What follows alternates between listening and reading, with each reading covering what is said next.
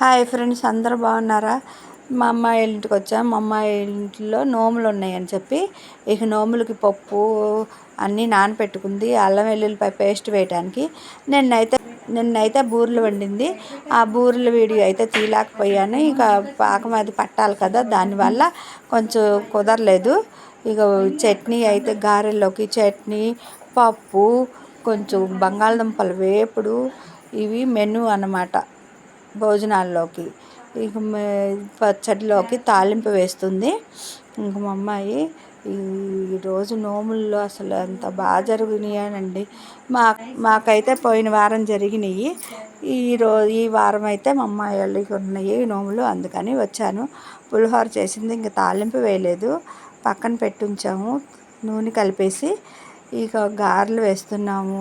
గారెలు వేసి అన్నీ 21 వేసి దేవుడి దగ్గర పెట్టిన తర్వాత ఇక పక్కన బయట వాళ్ళకి అందరికీ భోజనాల్లోకి ఇవన్నీ పూర్ణాలు, గారెలు, బంగాళదుంపలు వేపుడైతే వేయాలి. మా తులసి వాళ్ళ అత్తగారు వచ్చారు. ఇక ఉయ్యాలు ఊపుతుంది మనవరాల్ని. ఇక మా చెల్లి మనవరాల్ని ఎత్తుకొని కూర్చుంది, ఆడుకుంటుంది. ఇక మా అమ్మాయి, మల్లుడు, నేను కలిసి గారెలు, పూర్ణాలు అన్నీ వేసాము. ఇక నోము దారాలు అయితే ఎండబెట్టేసుకున్నాము. ఇక వేద అయితే కూర్చొని చూస్తుంది, ఫోటోలు తీస్తుంది వాళ్ళ నాయనమ్మ. పూజ దగ్గర కూర్చున్నారు. ఇక మా మోహనును తులసి వాళ్ళ ఆయన మాలేశారు మోహను. ఇక మా అల్లుడు ఇక పూజ మొదలేస్తున్నారు.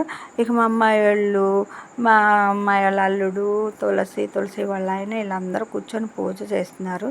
ఇక మేమైతే సరిపోం కదా, పక్క గదిలో కూర్చొని చూస్తూ ఉన్నాము.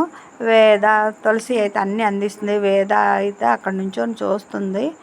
ఇక పూజ అయిపోయాక ఉపాసన చెల్లించాలి. గుడికి వెళ్ళి ఒత్తులు వెలిగించేసి వచ్చి ఉపాసన చెల్లిస్తాం. దేవుడి దగ్గర అన్నీ పెట్టాం.